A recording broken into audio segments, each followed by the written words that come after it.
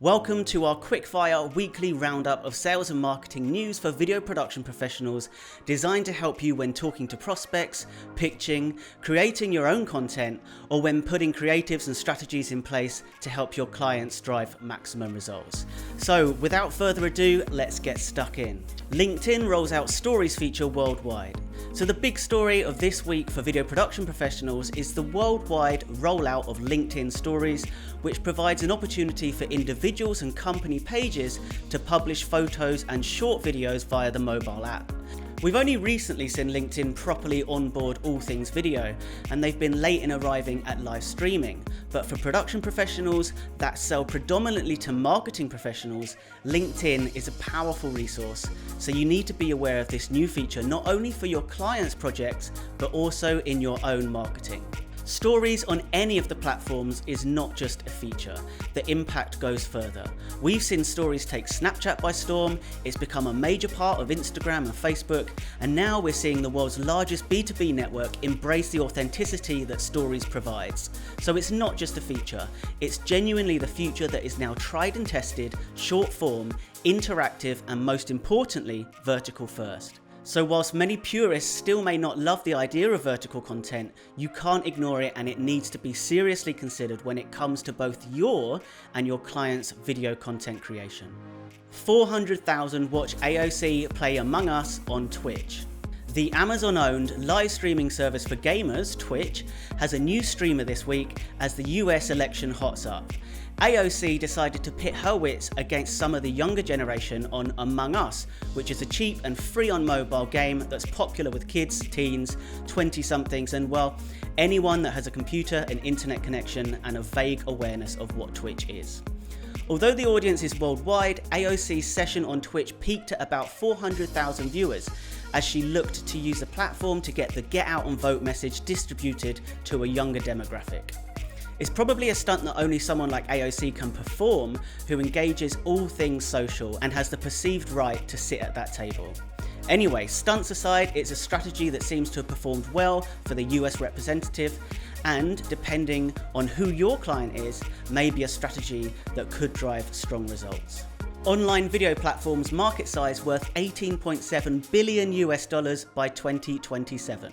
Okay, so now for one of those predictions that tells us what we already know, means absolutely nothing, but it's something that helps reinforce the message of video to our customers who are predominantly marketing professionals. You ready to pick out some sound bites? The global online video platform's market size is expected to reach $18.7 billion by 2027, according to a new report by Grandview Research Inc. The market is anticipated to register a compound annual growth rate of 17.3% from 2020 to 2027. So, jargon aside, this means that video is clearly here to stay and is growing by the day.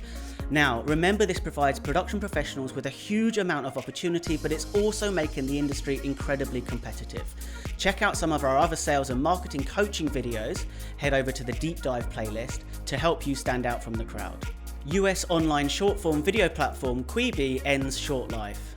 It's not all good news for video platforms though. Quibi, a short-form video platform led by Jeffrey Katzenberg, Disney's former chief executive and DreamWorks co-founder, and Meg Whitman, former head of eBay and Hewlett-Packard, on Wednesday officially called it quits after just 6 months in business, leaving nearly 200 employees out of work.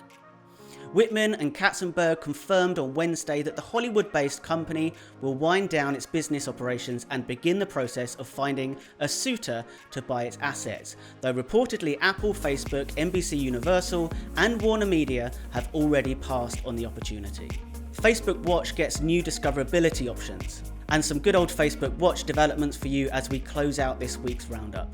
Facebook Watch has introduced new discoverability features for its 1.25 billion monthly users, including the option to follow topics. Facebook hopes the change will help users more easily find video content they care about.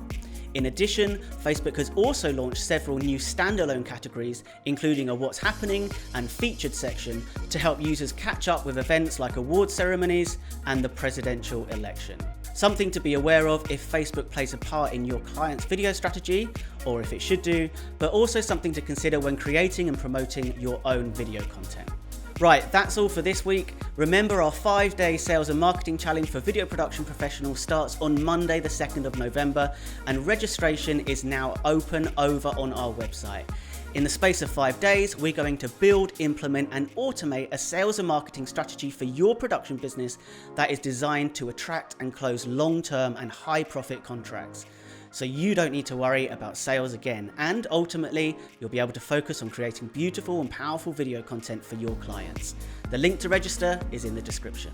And finally, to stay on top of everything that affects both your and your clients' video content, simply hit the subscribe button, turn on notifications, and you'll be alerted each week to ensure you're on top of everything that goes on in the ever-evolving world of video marketing. Have a great week, and I'll see you next Friday.